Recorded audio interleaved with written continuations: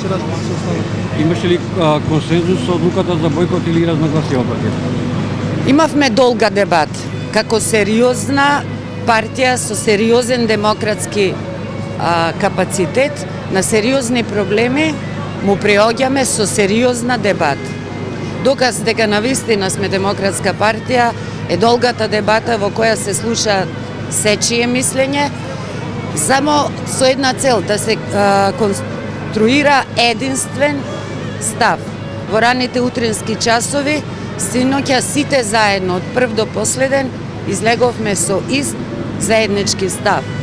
И можам со вас да го споделам моето лично чувство. Се чувствувам горда што сум дел од една структура што синоќа застана зад единствен став.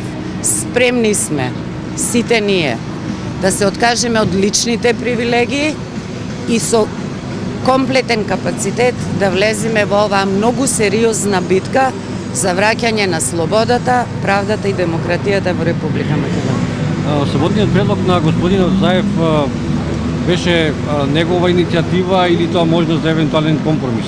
На 15 февруари председателот на партијата и лидер на Сојузот на иднината излезе со многу конкретен предлог за компромис, кој Груевски експресно го одби.